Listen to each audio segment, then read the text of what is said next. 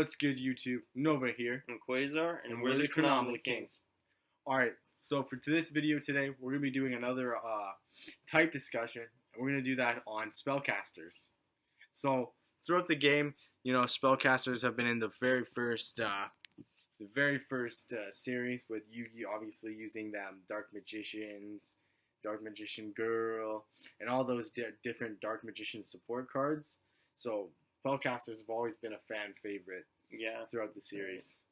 But throughout the card game itself, not just the anime, the game, there's been lots of different spellcaster decks, lots of just different spellcaster support cards, and so there's a lot of different things. Yeah, there's a lot to talk about when it comes to spellcasters. I mean, recently, actually, Dark Magician just got some more support, too, so now that's still like a semi-competitive viable deck right there. Brand new from Fusion Enforcers, though, we got the Invoked, which features Alistair, which is a spellcaster, basically. There you have it. So anyways, that deck basically revolves around fusion summoning. I mean, not all spellcaster decks are revolved around fusion summoning, but they revolve around using a lot of spell cards. I mean, Dark Magician revolves around Exceed Summoning and Exceed Summoning and Fusion Summoning if you're playing Dark Magician. Yeah, that's true too. And then obviously what you're gonna mix the Alistair with is gonna be Wind Witches, which just happen to be spellcasters.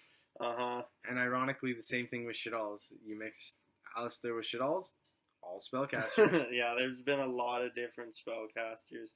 A lot of really awesome spellcaster support too. Like Secret Village of the Spellcasters is probably like one of the greatest field spells when it comes to like a spellcaster heavy deck. Same with Wonder Wand equipped to a spellcaster. Send them both to the graveyard.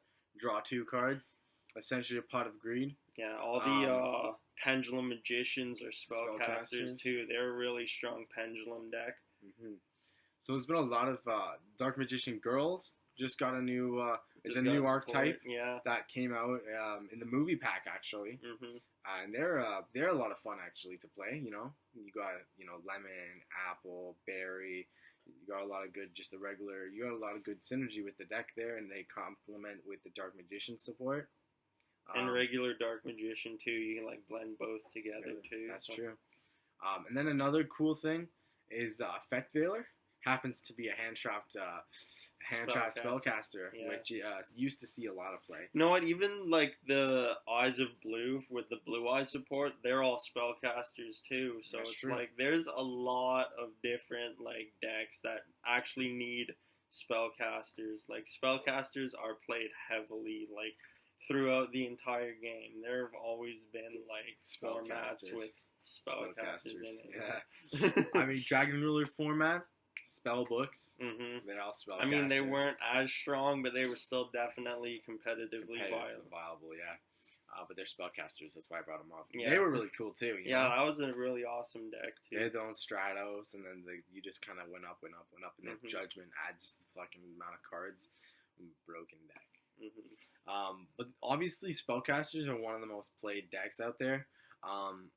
Just like in general, spellcasters are a lot of fan favorites because they have a lot of good. The thing I like about spellcasters is the way they design the spellcasters. They were designed so that they'd always like either recycle each other, they'd either give you more cards, or they were consistent searches.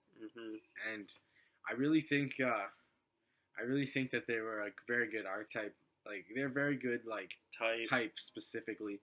Yeah, and I think Konami's gonna continue to keep building like other decks focused around spellcasters too, because everyone just loves playing spellcasters. They're always so good. Exactly. Also, Exodia spellcaster. Exodia is a spellcaster? Dang, I didn't even know that. Yeah, that's funny. I didn't know that actually. You learn something new every day. Exactly. But yeah, I mean. But yeah, right now in the current format, obviously Wind Witch or Invoked Wind Witch, whatever ratio you want to throw it in, is definitely this current format spellcaster. It'll be interesting though. Like honestly, there's so many good support cards.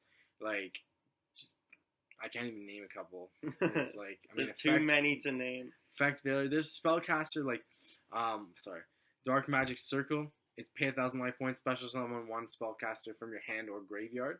It's any spellcaster. Yeah. So it can be a Wind Witch. I didn't even think about that. You could do special summon a Wind Witch. You could special summon Alistair. You can special summon like any of the shit-alls. There's a lot of things you can do with that one. There's a lot of things you can do. Like there's a lot of good cards. Like there's which one's that?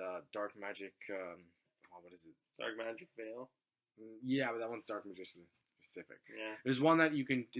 I think it's a quick play that you can tribute a spellcaster type monster on your field. Dark Magic Curtain.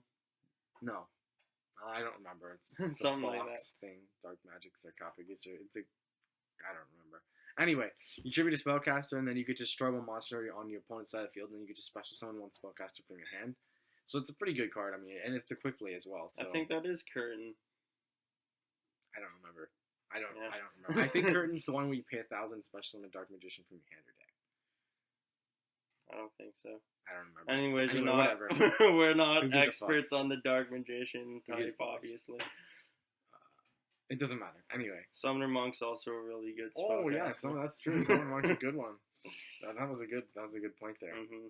So there's a lot of different spellcasters you could talk about. We could get into the list of spellcaster decks, but there'd be so many to name off. It's not even funny.